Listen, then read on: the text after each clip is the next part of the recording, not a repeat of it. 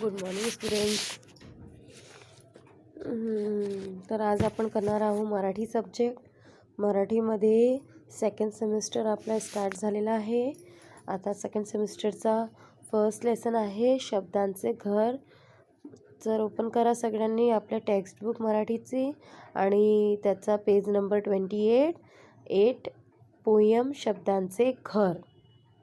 काय आहे शब्दांचे घर? तर मुलांनो, शब्दांचे घर बघा, हा पोयम बघा आणि त्याचा बाजूमध्ये पहा काय चित्र दिलेलं आहे, घर लिहिलं आहे आणि घरचे शेप ड्रॉइंगमध्ये दिलेला आहे आणि खूप शब्द त्यांचा अगोदर लिहिलेला आहे आणि विरामचिन्ह आहे. तर हा पोयम आहे शब्दांचा. शब्द म्हणजे वर्ड्स. कशा बनतात वर्ड, त्यांचे फिलिंग काय असतात, कसे आपण लिहायला शिकतो, त्याचा विषयात सांगितलेला आहे. आणि याचे रायटर आहे, खाली पहा मुलांनो, कल्याण इमानदार. कोण आहे यांचे रायटर? हा पोयम कोणी लिहिलेला आहे? कल्याण इमानदार. त्यांचा जन्म झालेला होता 1939मध्ये आणि त्यांची मृत्यू झाली 2008मध्ये. तर यांनी काय काय लिहिलेले आहे? आभाळाचे पंख, अजब गाणी, अक्षर गाणी, धमाल गाणी इत्यादी बालसाहित्य प्रसिद्ध. हे बालसाहित्य त्यांचे काय आहे? प्रसिद्धी म्हणजे फेमस आहे.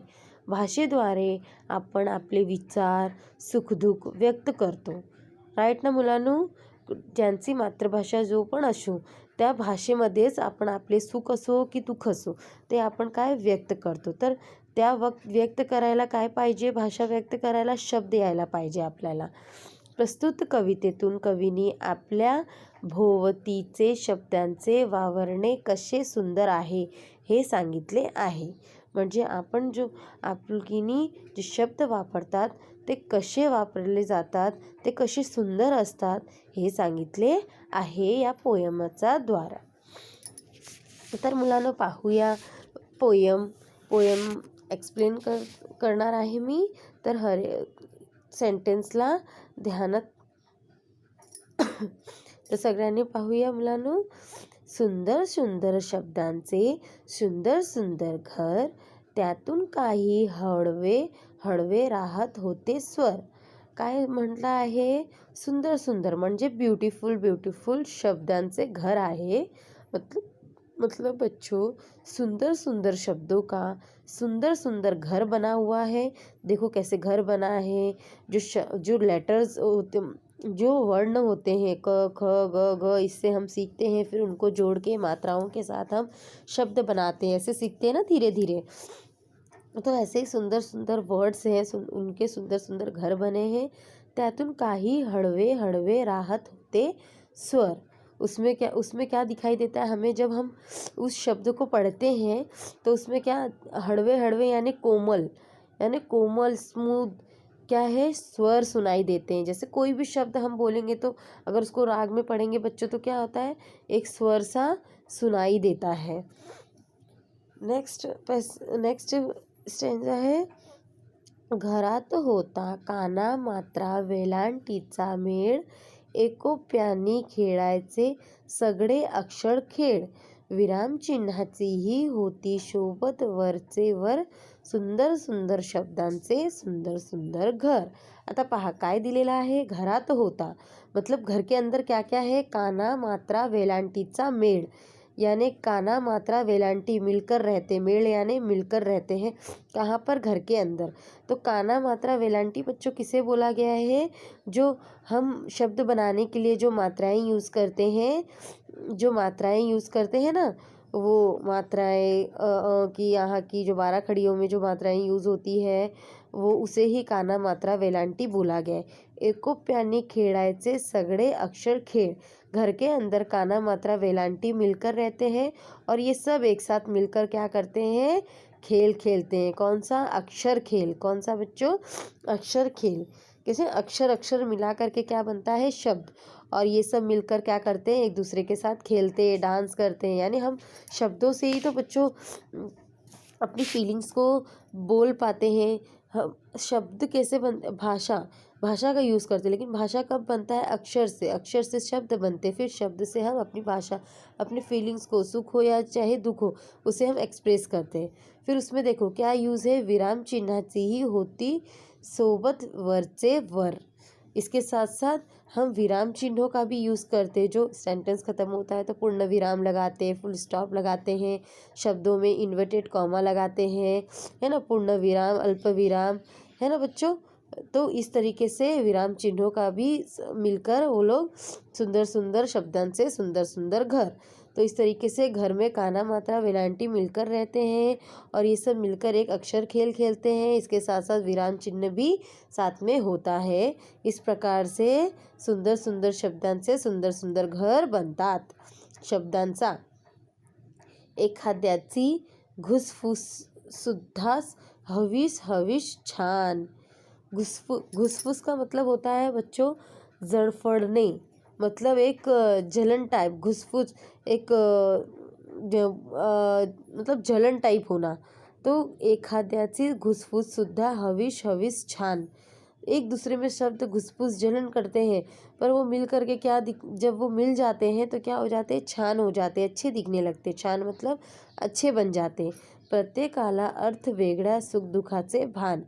जब वो मिल जाते हैं एक दूसरे में घुसफुस घुसफुस करके, तर मुलांनो काय असतात? एखाद्यांची घुसफुस सुद्धा हवी हवीशी छान।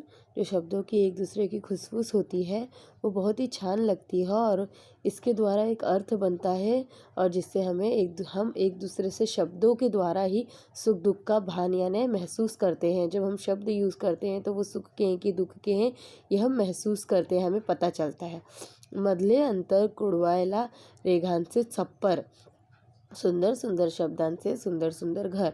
मधले अंतर कुरवाळ्याला रेघांचे छप्पर, मतलब बच्चों जो शब्द हम लिखते हैं देखो उसके ऊपर लाइन मारते हैं, यानी अक्षरों को मिला के जब हम वो एक शब्द बनता है तो उसके ऊपर हम क्या करते हैं? रेखा खींचते हैं ना, उसे ही कहा गया रेघांचे छप्पर। छप्पर मधले अंतर यानी बीच के अंतरों को बराबर रख करके हम उस शब्द को बनाते हैं और ऊपर जो लाइन खींचते हैं उसके द्वारा शब्द फुल रेडी हो जाते हैं। इसे ही हम कहते हैं रेघांचे छप्पर। सुंदर सुंदर शब्दांचे सुंदर सुंदर घर।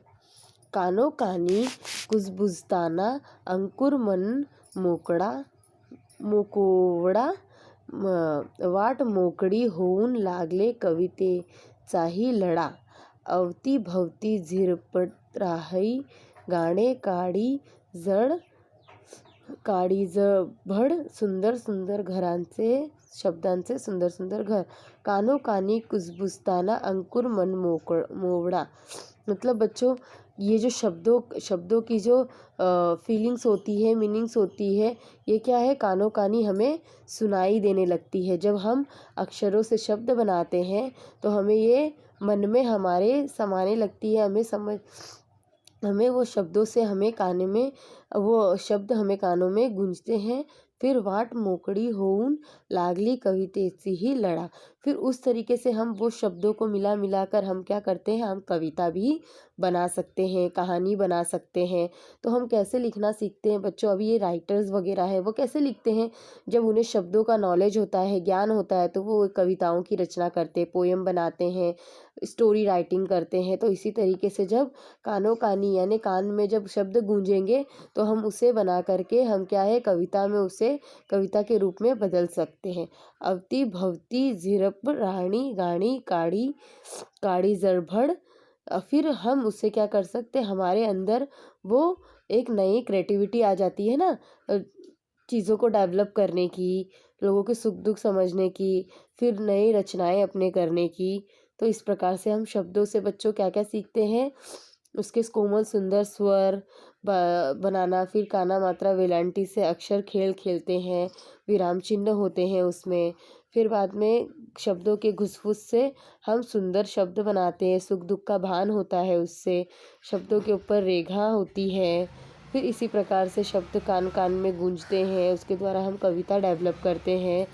तो इस तरीके से इस कविता में शब्दों के बारे में कि शब्द किससे हमारा क्या रिलेशन है, शब्द से हम क्या क्या चीज़ें अपने अंदर डेवलप कर सकते हैं। मेन शब्द ही है बच्चों जिससे हम भाषाओं को सीखते हैं। तो इस प्रकार से इस कविता में ये बताया गया है। तर मुलांनो, आता आपण हा कवितेचं रीडिंग करूया, रागाने प्रयत्न करूया रागामध्ये करायचा। तर तुम्ही पण तिकडे बसून रिपीट करायचं आहे तुम्हाला पण, आणि या पोयमला लर्न करायचं आहे। ओके मुलांनो, तर चला। सुंदर सुंदर शब्दांचे सुंदर सुंदर घर, त्यातून काही हळवळे हळवे राहत होते स्वर। घरात होता काना मात्रा वेलांटीचा मेळ, एकोप्यानी खेळायचे सगळे अक्षर खेळ। विरामचिन्ही होतो सोबत वरचे वर, सुंदर सुंदर शब्दांचे सुंदर सुंदर घर। एखाद्याची घुसफुस सुद्धा हवी हवीशी शान, प्रत्येकाला अर्थ वेगळा सुखद खाचे भान। मधले अंतर कुडवायला रेघांचे चप्पर, सुंदर सुंदर शब्दांचे सुंदर सुंदर घर। कानोकानी कुजबुजताना अंकुर मन कोवडा, वाट मोकळी होऊन लागे कवितेचा चाही लढा। अवतीभवती झिरपराहणी गाणे काढी जळभळ, सुंदर सुंदर शब्दांचे सुंदर सुंदर घर।